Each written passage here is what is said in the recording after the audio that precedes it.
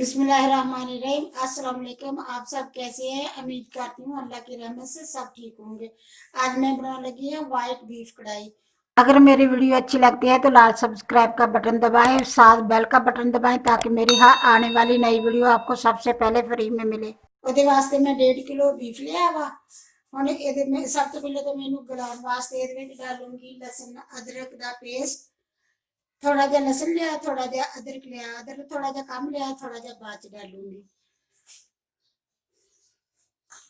नमक डाल दूंगी। नमक तुसी आपकी मर्जी के हिसाब नाल डालोगे, इस वजह का जिन्ना तुसी खाने हो उन्ना डालोगे। मैं जिन्ना आपकी मर्जी ना मैं डालूंगी। अब मैं नीचे अग जला दूंगी।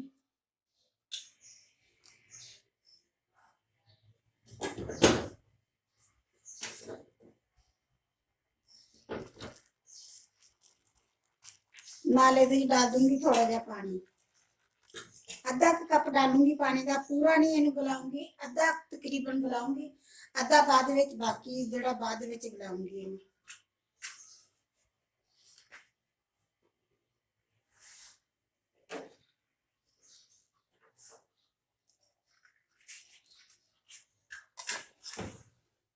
इनू नमक नू ते इनू मिक्स करके ते मैं रख दूंगी।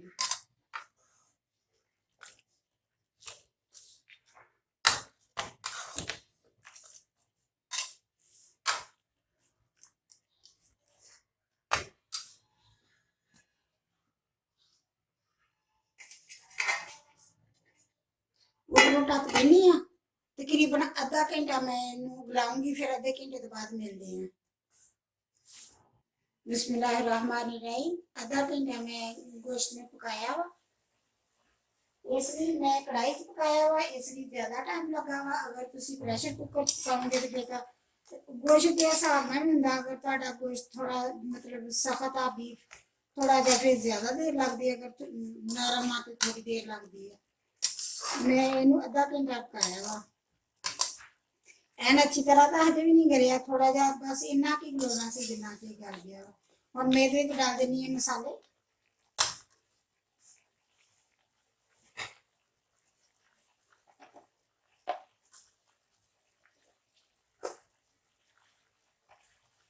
एक मैं डालूंगी 1.5 चम्मच धनिया का,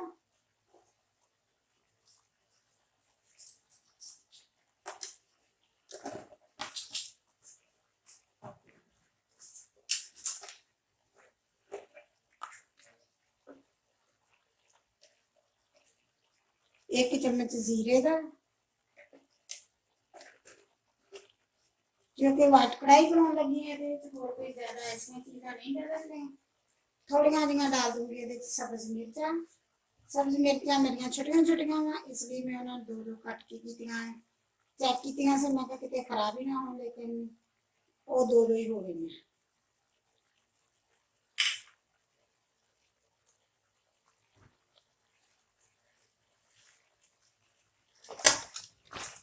मैं अच्छी तरह हिला लूंगी।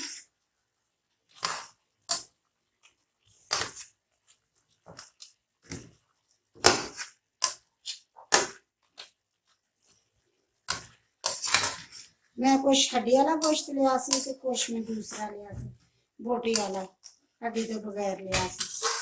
ना सारा हड्डी वाला ही है तो ना सारा दूसरा ही है।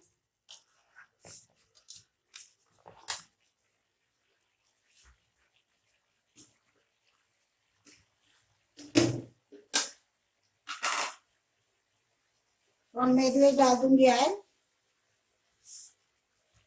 मैं 2 चम्मच ऑयल के डालूंगी, तुम आपकी मर्जी के हिसाब नाल डालोगे, मतलब जिन्ना गोश्त होगा उस हिसाब नाल डालूंगी, लेकिन मैं ये 2 चम्मच डालूंगी। अगर तो तुम इन्ना गोश्त ही लवोगे, 1.5 किलो ही लवोगे, तो फिर तुम इस हिसाब इसे मकदार में हर चीज़ डालोगे। अगर तुम ज्यादा लवोगे तो थोड़ी मकदार ज्यादा करोगे।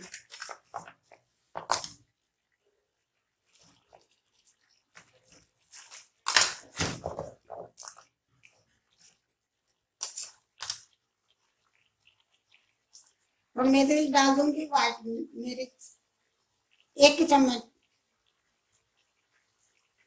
फुल पर 1 चम्मच लिया वाइट मिर्च।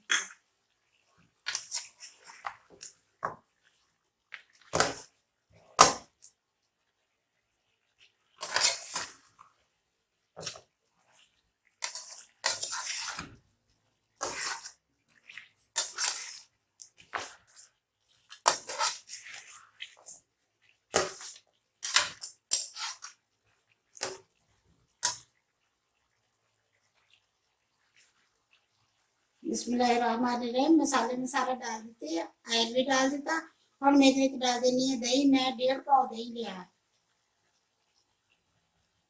थोड़ा जेन मैं फेंट लिया वा ताकि यदि जड़ी ज्यादा मोटा मोटा फुटगा है वो थोड़ा हो जा वो फेंट लिया मैंने। तो हम मैंने डाल के दही फिर मैंने को नूंगी अच्छी तरह।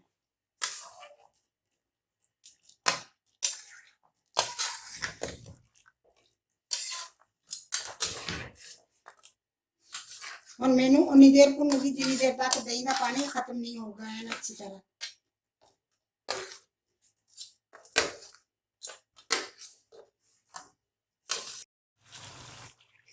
बिस्मिल्लाहिर्रहमानिर्रहीम। दही में जड़ा डालिया सी ओदा पानी खुश्क हो गया वा वो एन भुज गया। हुण इहदे विच मैं डाल दूंगी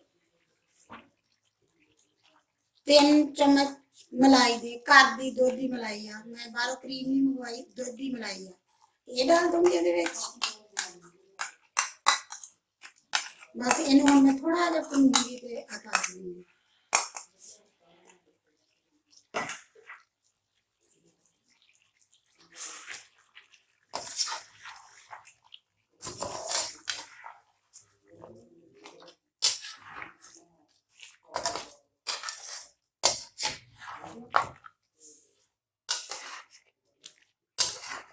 इस तरह बना के ट्राई करें जो ट्राई करके फिर मैंने दसिया जो कमेंट के फिर मैंने दसिया जे कि किदां दी बनी। माशाल्लाह बहुत अच्छी खुशबू तो माशाल्लाह बहुत अच्छी है।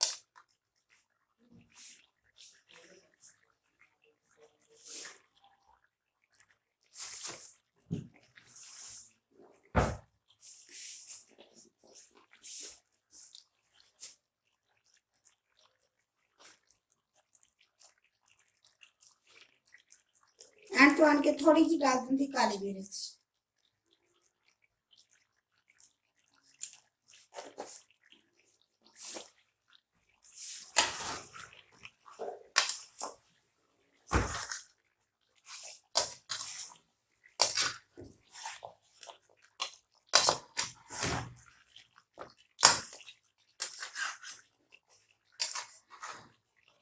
मैं बिल्कुल बना के उस तरह दस दी जिवें मैं आप बनानी है।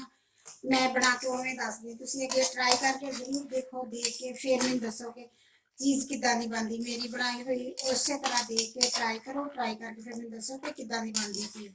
माशाल्लाह बहुत अच्छी बनदी। जिहड़ा भी कोई खांदा है वो तारीफ ही करदा कि बहुत अच्छी बनदी। बस मेरी कढ़ाई बन के वाइट कढ़ाई बन के तैयार हो गई है।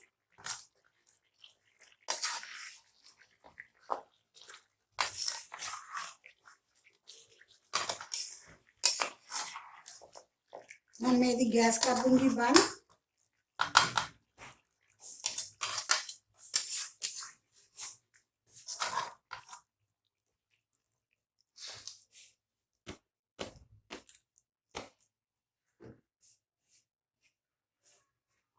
बिस्मिल्लाहिर्रहमानिर्रहीम। हुण मैं आग बंद कर दी है। ये हुण थोड़ा जिहा डालूंगी अदरक।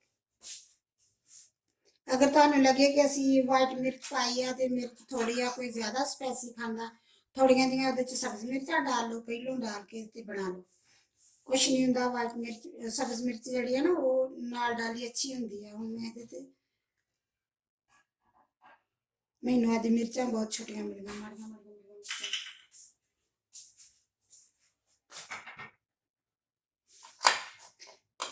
बिस्मिल्लाहिर्रहमानिर्रहीम। मेरी बीफ कढ़ाई बन के बीफ वाइट कढ़ाई बन के तैयार हो गई है। माशाल्लाह बहुत अच्छी बनी है। अगर मेरी वीडियो पसंद आए लाइक करना, शेयर करना, सब्सक्राइब करना। अल्लाह हाफिज़।